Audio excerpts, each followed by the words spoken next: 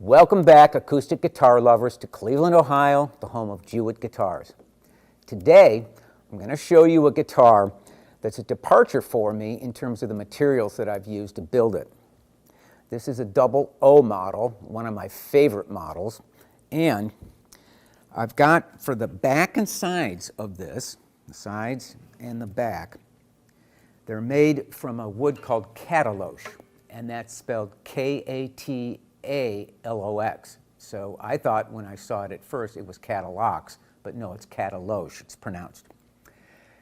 This is a very hard, dense wood that comes from Mexico, and some manufacturers and makers are using it as a substitute for rosewood. It's got a sound very, very similar to rosewood, but more, I think I would say, maybe wangi, Ziracote, or even ebony. This particular model has a nice inlaid strip going down the back of it. And when we come around to the front of it, I've got fine herringbone purfling and white grained ivory binding. And that really sets off or looks nice against the dark chocolate color of this Katalox. Now the top of this guitar is torrefied Adirondack red spruce. And the torrefaction process is a process whereby it's heated at a certain temperature to actually bake or heat treat the wood. And that releases some of the volatiles and resins and makes it sound like a top that's maybe about 10, 15, or even 20 years old. It develops a nice sound right away, and you'll see that in just a sec. I've also got some wood that I normally don't use for the fretboard and the bridge, which is cocobolo. Cocobolo is a species of rosewood, and this is quarter sawn, very straight grain, and it is an oily wood, so it's naturally kind of oily. And what I found that does is it makes the fingerboard play really, really easy. It gives it a kind of a nice buttery feel. On this particular rosewood fingerboard, I've also really rolled the edges on it. So I've really spent a lot of time on the neck with this guitar to make it very player friendly. And boy, it really feels nice in your hands when you play up and down the neck. I've got a kind of a cross between a slim taper and a finger style neck profile on here. It's about the shape of a 1930s OM down here at the first fret. And when you come up here, it's more like a standard, I want to say, modern finger style. It's got some heft to it, but it's got a very subtle V shape to it. And it's just about one of the nicest feeling necks that I've ever put on a guitar. Starting up at the top, I've got the asymmetrical peg head, rosewood peg head. I've got a 1 3/4 inch bone nut. Down here, I've got, as always, bone bridge pins, a bone saddle, and on this one, I've got Grover open back tuners that have the butterbean knobs, which is kind of a nice vintage effect that looks very nice on this guitar. Complementing this is a nice fire stripe, I guess a fire stripe or maybe a tortoiseshell pickguard on here. And this is an all-natural finish. There's no stain that's been used on this. The honey color that you see on the soundboard is pretty much the natural color, and that's developed by the torrefaction process or the heat treating process. And as I said before, the sides and the back are just this beautiful dark chocolate color.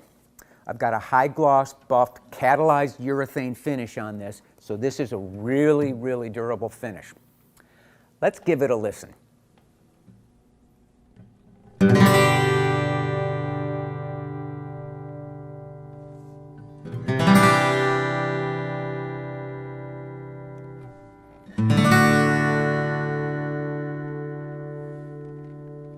Thank